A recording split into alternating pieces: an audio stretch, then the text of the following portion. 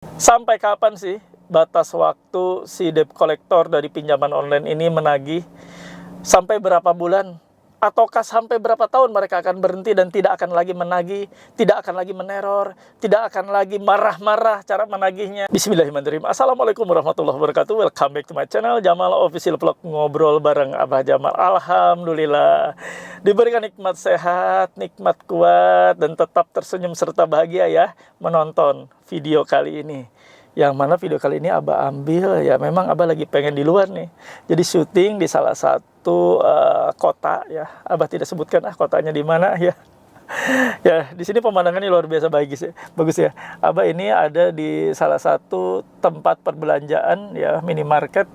Abah nggak sebut juga namanya ya, di belakang nih kelihatan kan ya. Ingin suasana yang beda. Ya kayak Bang Medi gitu ya, solusi utang MB gitu. Ya nggak apa-apa ya.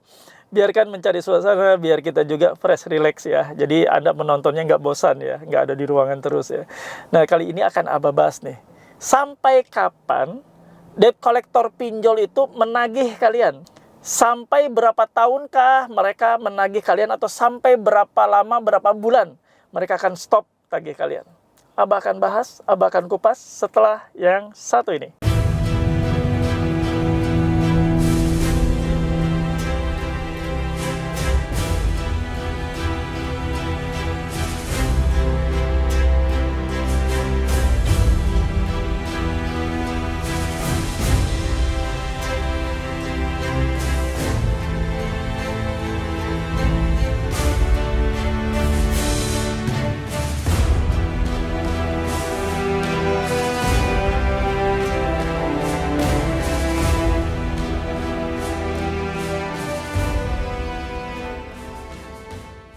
Sampai kapan sih batas waktu si debt collector dari pinjaman online ini menagih?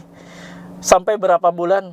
Ataukah sampai berapa tahun mereka akan berhenti dan tidak akan lagi menagih, tidak akan lagi meneror, tidak akan lagi marah-marah cara menagihnya? Dan apakah ini akan berakhir? Abah akan kupas buat kalian semua ya. Karena ini adalah pertanyaan yang real, nyata, dan fakta yang tak terbantahkan. Banyak sekali dari kalian yang bertanya-tanya seperti ini. Abah akan jawab untuk kalian semua, untuk membuat kalian makin tenang tentunya ya. Debt collector menagih itu atas perintah dari pinjaman online, melalui surat tugas, melalui beban tagih yang diberikan oleh pinjol kepada debt collectornya. Mereka menagih tentunya ada alasan, karena ditugaskan atau karena diberikan kewenangan untuk pegang data kalian dan disampaikan ke kalian bahwa Anda sebagai debitur saat ini belum melakukan pembayaran ya. Atau mereka sekarang itu banyak ya dengan berdalih Anda one prestasi gitu. Nasabah one prestasi, harusnya kalau mereka menyebutkan nasabah one prestasi ya ditunjukkan dengan bukti ya bahwa Anda dinyatakan one prestasi oleh pengadilan. Harusnya seperti itu. Nah, ini pertanyaan yang cukup serius yang harus Abah luruskan, Abah jawab ya. Sampai kapan, Bah, mereka akan menagih? Sampai kapan, Bah, mereka akan melakukan WA, email, SMS untuk menanyakan tagihan kita? Abah jawab ya, tidak ada batas sampai kapan. Mereka akan menagih selamanya. Ya, ini Abah jujur-jujuran, fair-fairan menjawab seperti ini, biar kalian bersiap-siap dan setiap saat siaga atas apapun yang bisa saja terjadi. Bisa Anda ditagih terus-menerus dalam kurun waktu misalnya 1 bulan. Bisa Anda ditagih lagi setelah Anda nunggak 1 tahun ataupun 2 tahun. Ya, itu semuanya serba kemungkinan terjadi. Abah tidak mau menindak-bobokkan kalian dengan bilang, nanti tenang aja, udah 6 bulan juga udah nggak ada ditagih. Nanti setelah 1 tahun juga nggak akan ditagih. Nggak bisa begitu. Kalau misalnya Anda menerima informasi seperti itu, Anda tidak akan banyak belajar. Anda akan sebodoh amat. Tapi begitu ada penagihan setelah 2 tahun, Anda stres, Anda kaget, Anda kalut, udah bingung. Udah 2 tahun tadinya anyep, tadinya tidak ada penagihan, tadinya biasa-biasa saja, stay, nggak ada apa-apa. Tiba-tiba penagihan, marah-marah, ngamuk-ngamuk, bahkan ada yang datang ke rumah. Ya pastinya itu secara SOP ya, kalau sudah di atas 3 bulan, itu harusnya yang menagih adalah pihak ketiga. bukan lagi pihak internal atau dari pinjaman online-nya ya. Nah, ini kita bicara terkait masalah penagihan yang sering dilakukan dan banyak dilakukan oleh para penagih ini walaupun sudah di atas 1 tahun ya. Nah, ini yang akan Abah kupas, Abah bahas. Jadi kalian harus mulai belajar banyak bagaimana menyikapi setiap penagihan yang masuk, baik itu melalui SMS, melalui WA, melalui email, ataupun Anda mungkin lebih ekstrim lagi yang menerima penagihan melalui media sosial. Nah, sekarang nih tren banget para penagih ini sengaja membuat kacau mental kalian, membuat ambruk mental Anda dengan cara-cara nagih yang ekstrim di sosial media, sampai di IG perusahaannya, di IG kantornya, di kantor pusatnya, sampai kesannya itu Anda itu akan dihabisi dan dipermalukan. Ini yang terjadi. Teman-teman semua dimanapun berada dalam situasi seperti ini, please ya, nggak usah takut. Jangan pernah takut. Karena apa yang selalu mereka sampaikan itu adalah pekerjaan mereka. Kita harus maklumi. Sama, mereka juga saat ini sedang bekerja. Hanya mereka kebetulan saat ini bekerja sebagai tenaga penagih atau SDM penagih. Jadi maklumi saja. Jadi apa yang selalu mereka sampaikan, anggap itu adalah pekerjaan.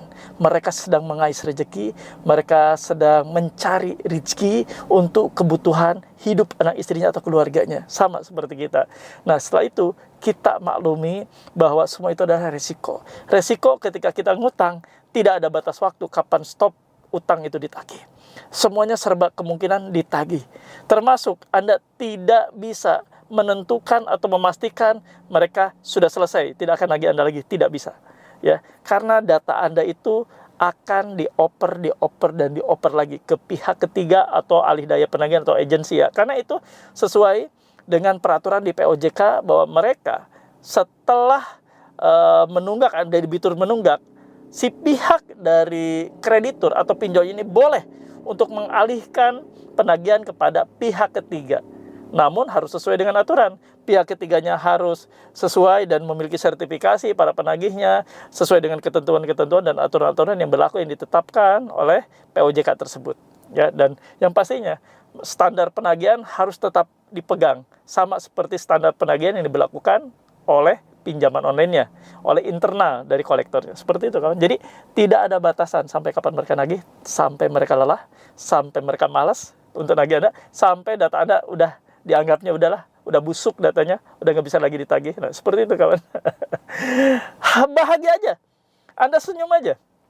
Ya, setiap kali dapat WA, SMS atau apapun setelah Anda kurun waktu lama menunggak, dapat lagi, ya sudah. Anda langsung berpikir positif. Sudahlah, mereka kali kangen dengan gue. Seperti itu. Jangan dibuat pusing, jangan dibuat stres. Ngapain sih? Anda jelas-jelas Anda nunggak, Anda belum bayar. Ya kemungkinan besar ditagih itu pasti ada. Jadi nggak usah terlalu mengeluh, ya keluh kesah, bertanya sambil ketakutan. Nggak usah, ngapain? Hidup itu dibuat enjoy. Hidup itu dibuat tenang. Nah, makanya ya, kalau kalian masih stres, masih galau, masih gundah gulana, mau sharing, konsultasi dengan Abah, langsung silahkan ya. Hubungi admin. Nih, ini yang merah-merah ini, hubungi admin Abah ini ya. Nanti kalian bisa konsultasi. Bisa sharing dengan Abah di grup tersebut. Bisa ngobrol. Apa yang kalian sekarang ini takuti menjadi hambatan, ya menjadi pertanyaan besar, kalian bisa tanyakan ke Abah di grup tersebut. Ada beberapa teman yang sudah luar biasa dibangkitkan mentalnya.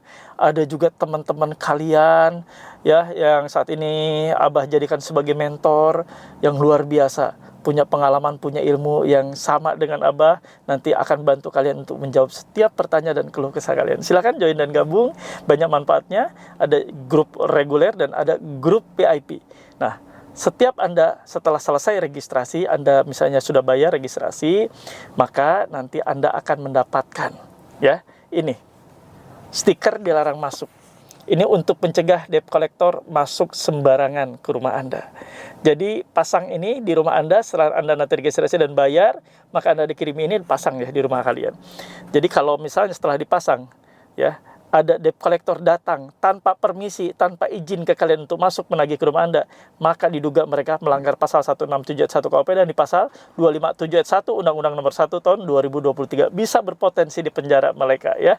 Rekam videokan kegiatan menerobos masuk, apalagi sampai marah-marah, apalagi sampai dengan mencak-mencak ya. Semua itu silahkan kalian videokan, tidak usah diviralkan. Simpan sebagai alat bukti untuk Anda kemudian nanti di kemudian hari untuk melapor ke kantor polisi. Nah itu kawan-kawan semua, dimanapun berada ya, Abah menyampaikan silahkan join di grup reguler atau di grup VIP, terserah, itu pilihan kalian ya. Nah semoga bisa bertemu dengan Abah ya, bisa konsultasi dengan Abah, dengan sharing dengan Abah nanti di grup tersebut ya. Abah tunggu. Nah seperti biasa, mohon bantu feedback dari teman-teman semua, tulis dan ketik di kolom komentar. Saya paham, saya mengerti, saya tidak takut. Itu sebagai afirmasi positif dari kalian semua, bahwa kalian sudah tidak ada lagi rasa takut, kalian sudah paham, kalian sudah mengerti bahwa semua itu adalah resiko yang harus kalian saat ini ambil. Ketika gagal bayar pinjol, banyak teror, banyak ancaman, banyak banget caci maki, sudahlah. Itu semua yang harus kalian terima ya, resiko. Nah, sebagai juga penguat buat Abah, penyemangat buat Abah untuk bikin konten yang lebih dahsyat lagi untuk kalian semua. Itu saja ya. Dan seperti biasa Abah tutup dengan doa.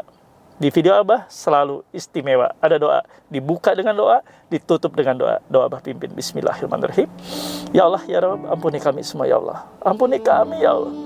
Kami sudah terlanjur terjerat pinjaman online dan hutang-hutang riba lainnya ya Allah. Hamba ingin tobat, hamba ingin istiqomah, hamba ingin keluar dari seluruh jeratan riba ini ya Allah. Hamba saat ini sudah terjebak, tidak mampu bayar, tidak sanggup bayar ya Allah. Bukan hamba ingin berpaling dari hutang, namun hamba sudah tidak mampu lagi, sudah tidak sanggup, bahkan hamba ditipu, bahkan hamba kena joki, hamba habis-habisan harta benda, sudah habis semuanya ya Allah. Ampuni hamba, hamba ingin keluar dari semua ini ya Allah. Perbaiki urusan hamba, perbaiki rezeki hamba ya Allah ya Rabb. Untuk teman-teman kami, saudara kami di luar sana yang saat ini sedang sakit ya Allah, sembuhkan sakitnya, pulihkan sakitnya, angkat sakit penyakitnya. Dan untuk teman-teman kami yang sedang berikhtiar ya Allah, mereka berikan jalan kemudahan, kelancaran atas apapun yang mereka kerjakan, baik itu berniaga, baik itu bertugas sebagai karyawan, pegawai BUMN atau ASN ya Allah. Berikan mereka kemudahan dan kelancaran-Mu, dan jauhkan mereka dari musibah ataupun kesulitan ataupun kesukaran-kesukaran lainnya yang akan menghambat mereka semua ya Allah. Ya Allah ya Rabb, untuk teman-teman kami yang saat ini rumah tangganya sedang goncang, tidak baik-baik saja di ujung perceraian ya Allah, ampuni mereka. Mereka ingin bahagia, mereka ingin harmonis, mereka ingin damai ya Allah. Jadikan kembali rumah tangganya rukun, damai, sakinah, mawadah, warahmah. Ya Allah, ampuni hamba, kabulkan doa-doa hamba. Amin ya rabbal alamin. Alhamdulillah, mudah-mudahan doa-doa kita dijabah Allah Subhanahu wa taala, dan semoga Allah memberikan kita kekuatan lahir batin. Sampai bertemu di episode selanjutnya, dan Abah tunggu kita ngumpul ngariung di grup WA yang Abah asuh, biar kalian bisa komunikasi dengan Abah langsung, bisa sharing dengan Abah langsung ya.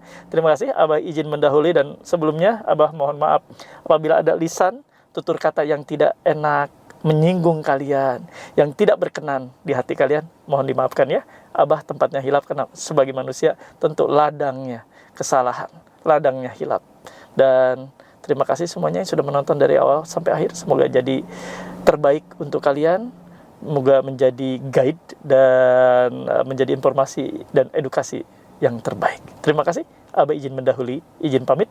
Robbana atina fid dunya hasanah wa fil akhirati hasanah wa qina adzabannar. Wallahumma muwaffiq ila aqwamit thoriq.